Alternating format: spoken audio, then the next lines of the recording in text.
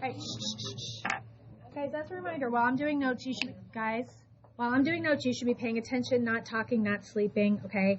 Remember, I try very hard not to speak for the whole period. I won't be doing that for the whole period today. You'll get your homework done in class, but I need you guys to be paying attention, taking good notes, and staying awake. Key part of that.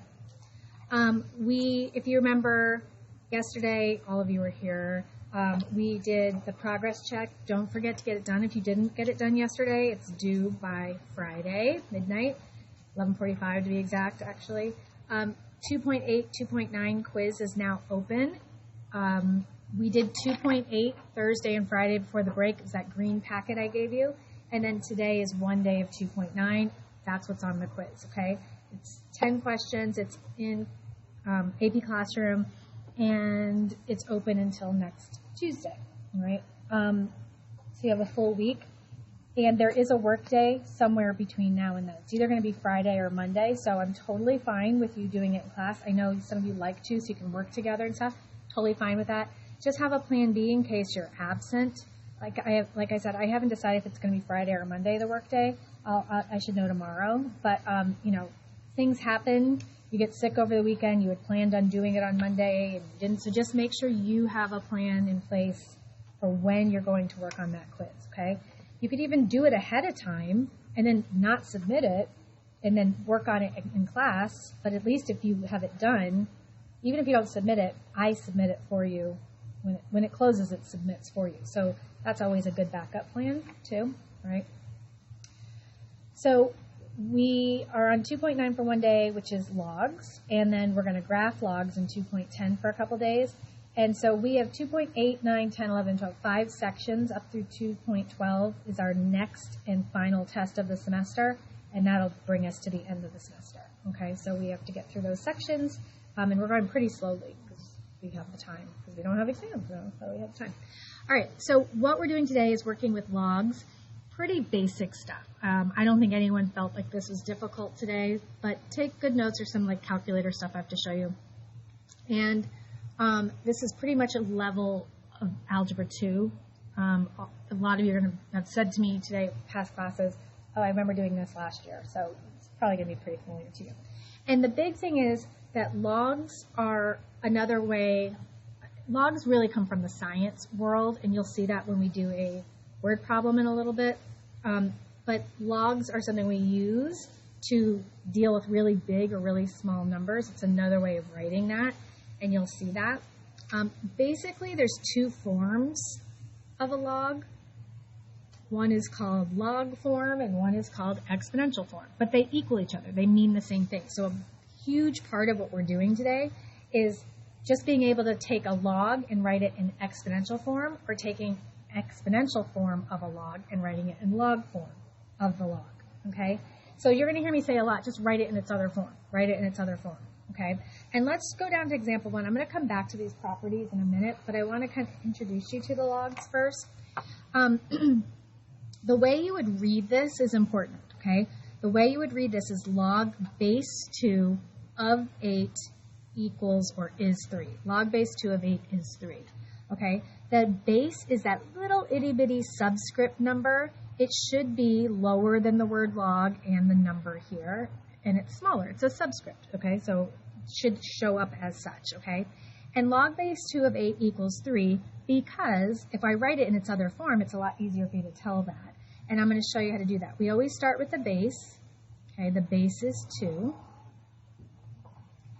And then I call this number on the other side, the equal sign, a loner. He's a loner. He likes to be by himself. So since he likes to be by himself, I'm going to put him up in the air, and he's going to be the only exponent. So 2 to the power of 3 equals, and there's only one number left, and that's 8. And this is a true statement, right? 2 to the third power is 8. You could also write it in log form that looks like this, okay? So those mean the same thing. Let's do another one. You're going to have to solve them, yeah. 3, this is just getting to know them, getting reacquainted again.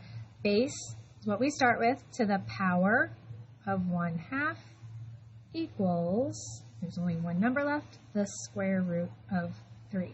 Notice I call that little subscript number a base, log base 3. This is called a base as well in an exponential, base 3 to a power of 1/2. So they share that definition. Base 5 to the power of -2 equals 1/25. Okay, and that's all of those we're going to do right now. But I just wanted you to kind of see that. Now, before we go on to like actually what you're going to have to do, I want to go over some basic properties of logs. These I would be familiar with. I would know where these are in your notes to go back and look at. And so in this first row here, these all have a base called b. B could be any number, okay? You could put a 7 there, a 77, 107, doesn't matter what this b is. But anytime there's a 1 right here, it's always going to equal 0, okay?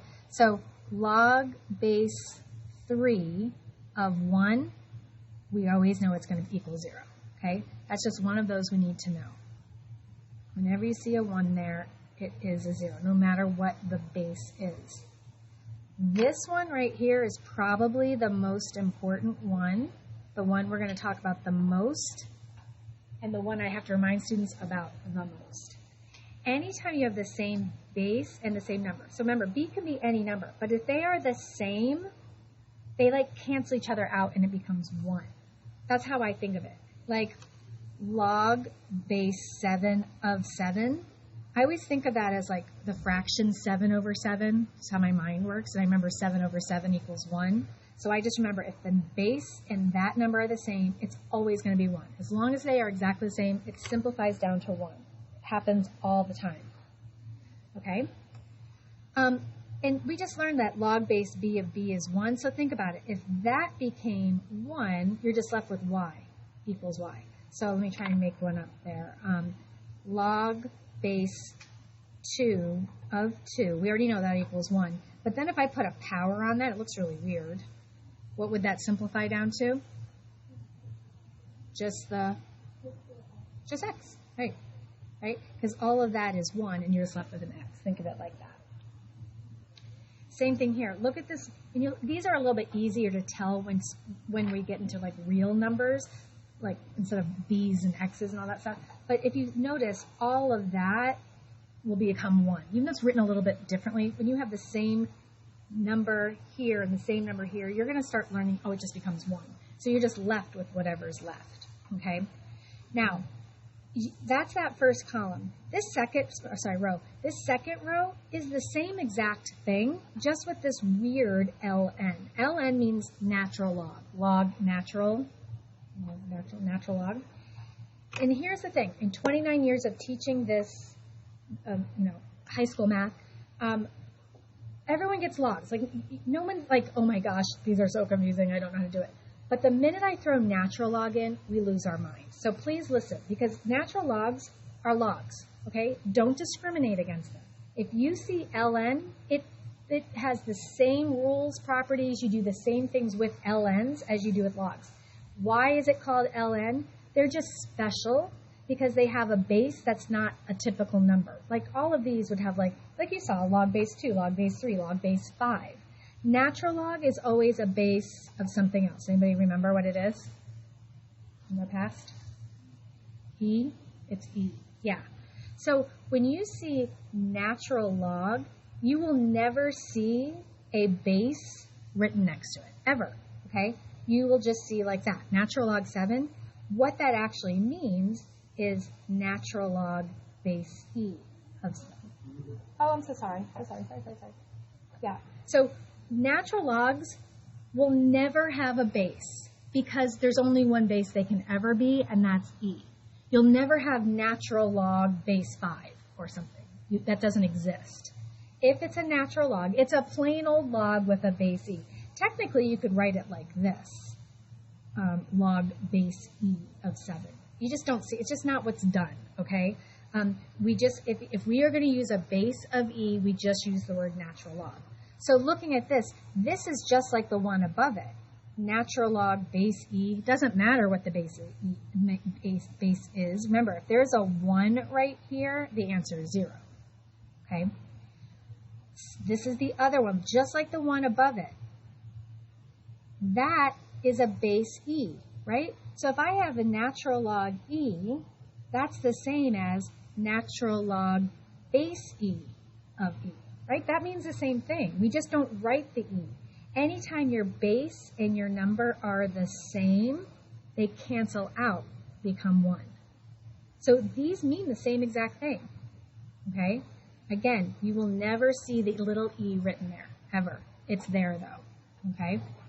And you can keep going. You know there's a little e there, so those become 1. You're left with y, and so on, okay? And we'll come back to those in a minute. But just here's what I want you to understand. Natural logs are not difficult. No one should be afraid of them. You see natural log, it's a log. It just has a base e, not just any number in the world. It's just e. Everything else is the same, okay? All right, look down here. Here's the first type of problem we'll have to do. There's no math here. There's no calculator. There's no work. What we're doing in this one and the next example 3 is just writing these in their other forms. Here are some exponential forms. Look, 4 to the third equals 64. There's not even a variable in there to solve for. It's a fact. 4 to the third power, you can put it in your calculator, is 64.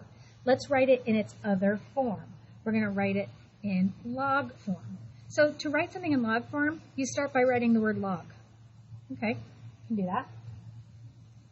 And we're kind of doing reverse of what we did in example 1. What would the base of this log be? 4. So make sure, please get in the good habit of this, of making it a smaller subscript. People get a little sloppy and they start writing like this, and it gets really confusing, okay? Log base 4 should be a little smaller number, a little lower, okay? And then I like to leave a space at first until I get comfortable with these and put my other number over here. Remember, this guy is the loner. He likes to be by himself. Let him stay by himself. And that leaves one place, and that's for the last number. Let's do another one. Start by writing the word log, base 9, right? That's my base. My loner is 3. He gets his own side of the equation, just like he gets his own spot up in the air. And then 729 has only one spot to go. So you can see, we're not doing any math. This is literally knowing who goes where. Log base 2. Loner is -5. And then 1 over 32. Last one of these, log 64. Loner is 1/2.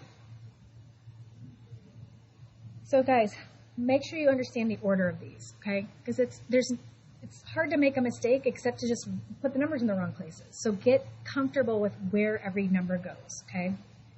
Let's do the reverse. Let's take a log, just kind of like we did up here, and rewrite it in exponential form. So example 3 is really kind of similar to example 1. Same idea. Here are logs, write them in their other form, exponential form. Again, no math, no work to show, it's just rearranging the numbers correctly, okay? So we start with our base of 5. Remember, this is where you could use the arrows if you get lost. 5 to the power of that loner on the other side, remember, equals, and there's only one number left, 125.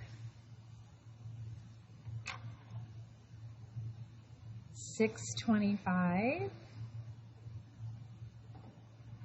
to the power of 1/4 equals 5.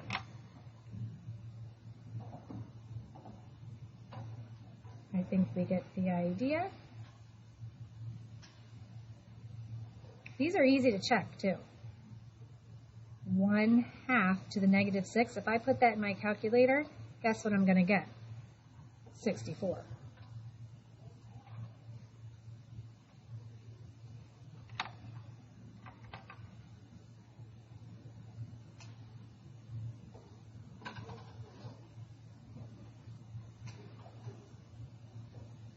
Okay, so there's two types of problems you have to be able to do. Log to exponential form to log.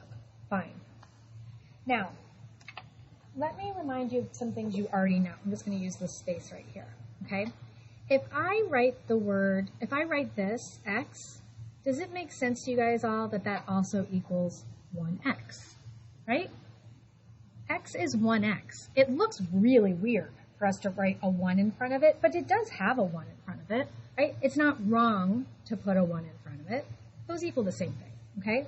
But in math, where there's certain things that are just norms, and we all know that if I write just x, we know that that means 1x. Same with this also can equal this, right? If you don't see an exponent on a number or a letter, if there's nothing there, it means 1. We don't write the 1 every single time. We just know if we see like this, and I said, what is the power on this? You would go, oh, it's a 1, right? And there's one more that I want to talk about, and that's the square root of x. And this is one that I find even at this level people forget or maybe never learn, that that's actually the same as the 2 being in there, right? Not a 1, not a 1 root. It's a square root, okay? We don't write the 2 there, but if you did, it's not wrong, okay? It's just never going to be like printed that way. But we know it's a 2. So there's certain things we just know, okay? There's another one we need to know about, and that's something called a common log, which is base 10. So if you see the word log with no base, okay, let's write log 5. That's the same as log base 10 of 5. Base 10s are the most commonly used, just like x is the most common number of x's and x to the first power and so on. So instead of writing a base 10 every time, if you don't see a log with a base, you just know from now on it's a 10, not a 1, not a 2, it's a 10, okay? I used to say you'll never see it written like that, and then in this course, this AP course, sometimes they do put the 10 there, so it's not wrong, but most of the time, like look at example 4, all of those are base 10s because they don't have a subscript. Don't confuse that, my darlings, with this. What is the base of that one? E. That is not a base 10. That is always E. That's the difference. Okay? So really, really important. So what we're going to do, the third basically type of problem that we have to know how to do is to evaluate. So this is kind of what Zach was asking a second ago. It says to evaluate. Like, what is log 100? Well, how am I supposed to know? Well, this is how we know. Anytime you see evaluate, we're solving it, simplify it. So I'm going to make it an equation. So anytime I see evaluate, I write equals x after it. Equals x, right? Log 100 is equals our unknown. That's what we're going to try and find. We're going to solve this for x, and we're going to rewrite it in its other form. Rewrite it in its other form. Right now it's a log, so she must mean write it in an exponential form. How do I do that? Start with the base. It's my arrows. So we start with our base. Uh-oh, there's no base. We know what it is. It's 10, right? 10 to the power of x equals 100. And what we're going to do is find what x equals. I don't know why I wrote that so funny. Okay. And to do this, at this level right now, every one you're going to get, you're going to have numbers that can always become the same bases. Like, obviously I can't make a 10 into 100, but I can make 100 into a 10. That's what you want to do. I would do nothing to this side, but 100 I could write as 10 to the what power? 2. Right? 10 squared is 100. 10 times 10. Once your bases equal each other, that's your goal, then you can set your exponents equal to each other and solve the equation. But it's already solved. X is already by itself. The answer is 2. That should make sense. Go back up to this step. 10 to the what equals 100? 10 to the second equals 100. Okay? Let's do another one. Oh, it says to evaluate. I'm going to put equals x. Start with my base. 10 to the power of x equals the square root of 10. Don't forget that when you see this, we know there's a 1 here. We know this is a 2, and you can rewrite that as 10 to the 1/2. Remember, right over left, hug somebody. square root's the most common one. A lot of times we'll have that. So you'll have whatever's in there to the power of 1/2. Okay, so I have 10 to the x equals 10 to the 1/2. Our goal was to get like bases. And set my exponents equal to each other. Because if 10 equals 10, then x equals 1/2. That's your answer. Let's do one with a fraction, because we as students seem to hate these fraction ones. Equals x, base 10, right? 10 to the x equals 1/1,000. Now, we have to deal with fractions in algebra all the time, right? We've had to multiply both sides of an equation by a denominator fraction to get it to the other side. We just did that in section 2.9. We've also learned that when you have a fraction, okay, so this is my fraction bar, you can move back and forth from bottom to top or top to bottom. It's a two-way street. You can go either direction, okay? What happens, though, is you change the sign of the exponent. Whatever the exponent is, you just make it negative when you go from bottom to top or top to bottom. Either way, just change the sign of the power, okay? So right now, this is just like a 1, right? 1,000 to the first power. If I move it to the top, it just becomes a -1. That's all. 10 to the x equals 1,000 to the -1. I moved it to the top, changed the sign of the exponent. And now I can change 1,000 to a base 10. 1,000 is 10 to the how many zeros? 3. But there's already a -1 up there. What do you think we do with the 3 and the -1? Nope, you multiply. We have 10 to the 3rd, right? And there's already a -1 up there. That's a power to a power. You keep your base, multiply your powers. Okay? Bases are the same. Set your exponents equal to each other. That's your answer. Remember I told you there was those weird properties here in the beginning that sometimes they're kind of hard to see here, but when you see them in the wild, they're easier to tell. Remember what log base 6 of 6 equals? And you have the same base and the same number here. What does it equal? 1. So that's just 10 to the first power of 10. I didn't need to do any kind of fancy. But you'll start seeing it where they're, what the heck is 10 to the power of log base 6 of 6? When you see those crazy things, it's going to be one of those, really easy to simplify if you just look kind of closely, okay? All right, now let me show you how to use your calculator. So these are freebies, guys. These are put them in your calculator, round to 3 places. It didn't tell us what to round to here, so you'll know to round to 3. I will tell you when you get to the homework, you have a couple of these to do, and it says round to the 4th power. Since it was in the directions, I just left the key that way, so just know, if you're not told, you know it's 3 places. Okay, so here's your log button right here. Here's your log button. So this button is only good for common logs. What do I mean by common logs? Base what? 10. Okay, all 3 of these are base 10, so I can use this button. I'll show you what to do if it's not a base 10 in a second. So that's log. You just hit the word log, guys. Log. And you put 34.5 in there. It's really hard. That's it. And then the hardest part, of course, is rounding.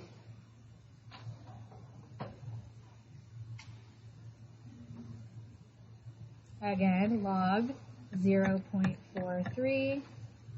You can get a negative number, totally fine, as your answer. And then log of -3, you're going to get an error. This number will never be negative. Your calculator just told you you can't do it, so you'd say no solution. You cannot simplify that. You will never get a negative number there. Okay? We'll see it again in a second. Now, let me show you how to do one, like, if it has a different base. It's made it up, okay? If you want to write the steps, there's a couple different ways. You're going to go to your math button. Math. And scroll up. You can scroll down, but it's faster to go up. So I can go down, but I'm going to have to go through the whole list, where what I want is just 2 above. Watch when I go up. See where it says log base? Okay, that's what I want. So math, scroll up to A, and then hit enter. So when I get to, so again, math, go up, enter, and look what goes on your screen. So now I can put a 4 there and a 3 there. Because again, your log button is only for common logs. Okay? Math, scroll up to A, enter. All right? 2 more things.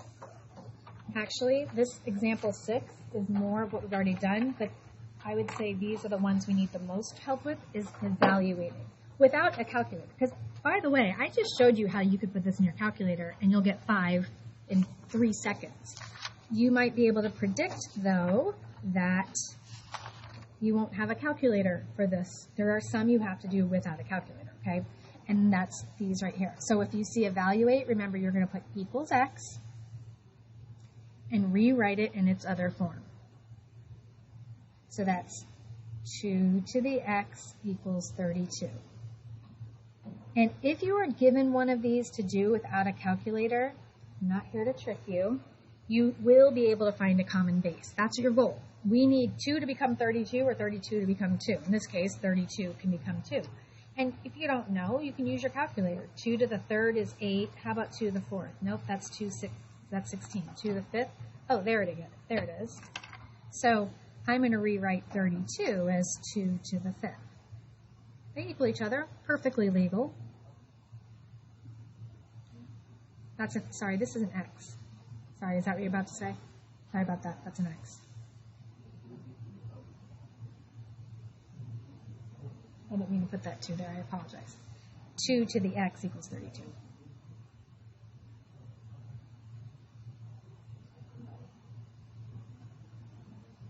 So once the bases are the same, then I can set the exponents equal to each other, and that's the end. The answer is 5. Jaden, what's the question? How did 32 become 2 to the 5th? I decided that was a mistake.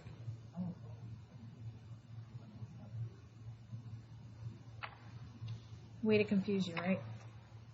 All right, equals x. 49 to the power of x equals 7. So 49 should be able to become 7, or 7, 49.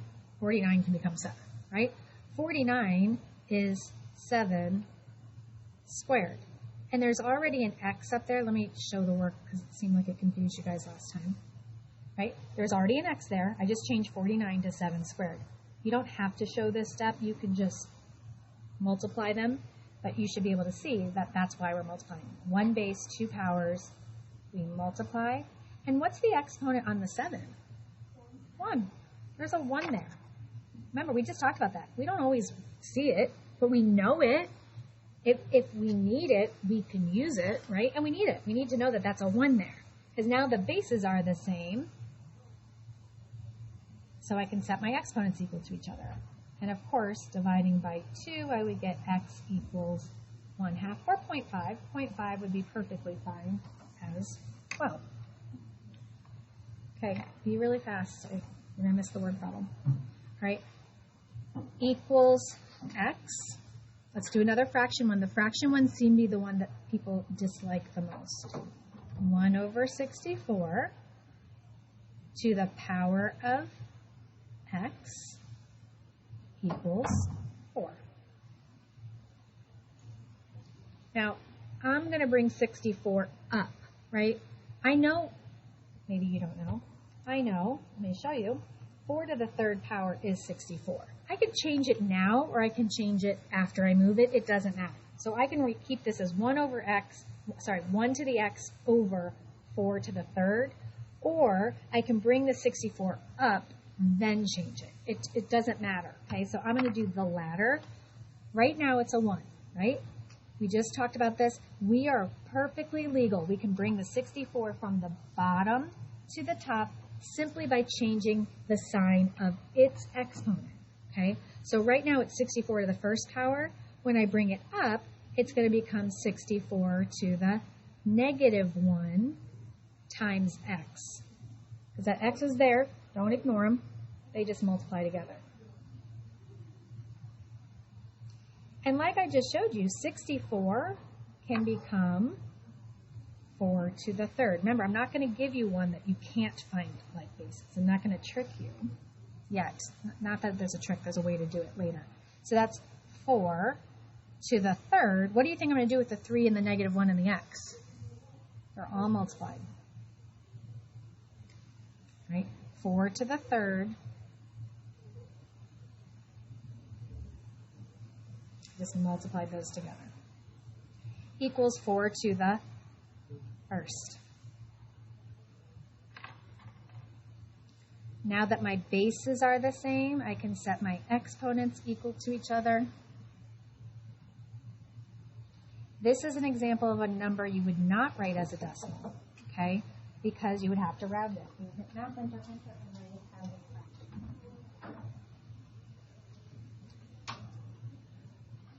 And I don't even need to do this one because there's a negative there.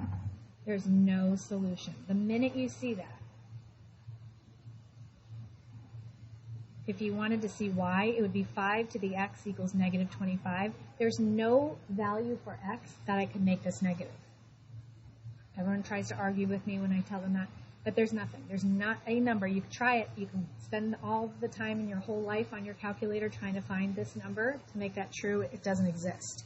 So if this is negative, it's always no solution. Okay.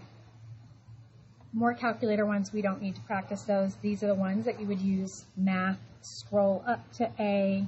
We don't need more of those. You can practice those in your homework. I want to get to the very last example, which is the word problem, and I'm pretty sure there's one of these on your quiz, so very good one to go over. And I like this question because it makes sense.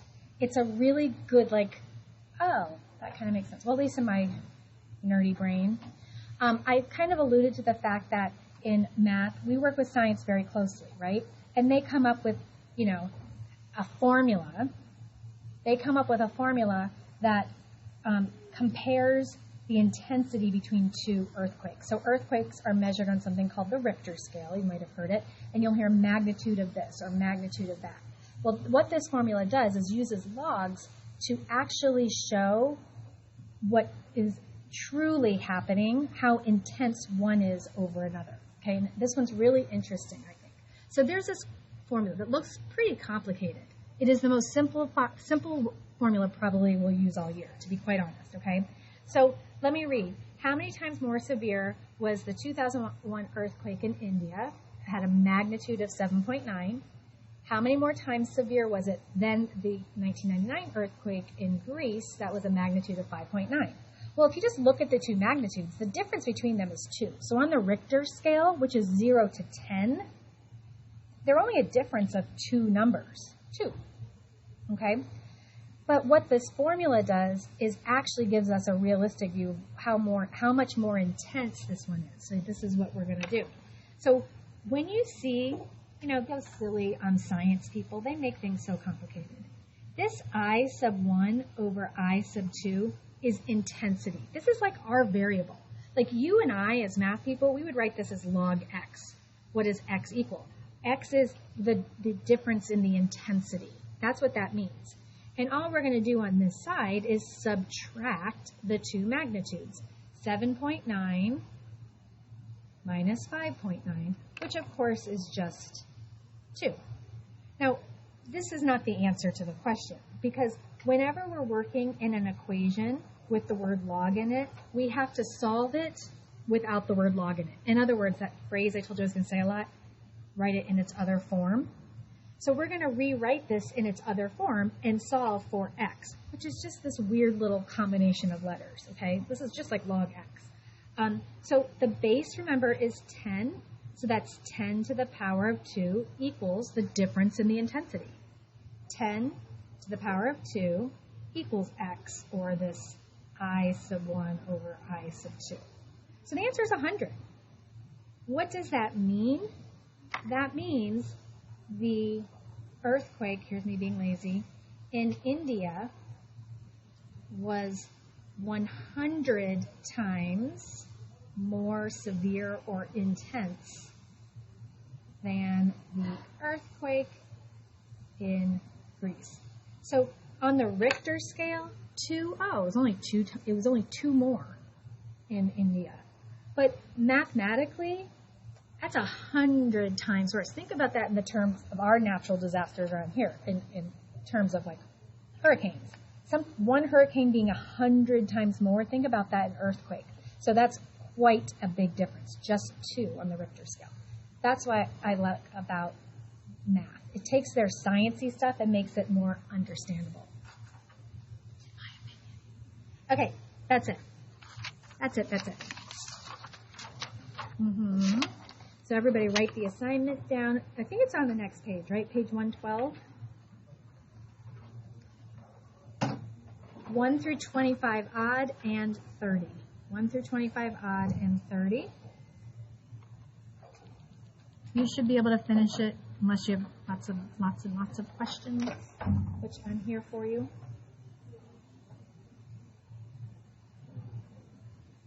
Written down?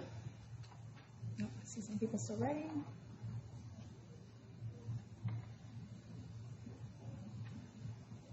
One through 25 odd and 30. 1 through 25 odd and 30.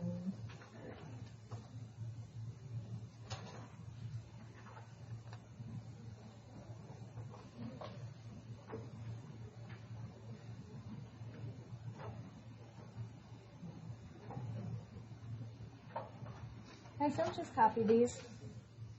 Understand them.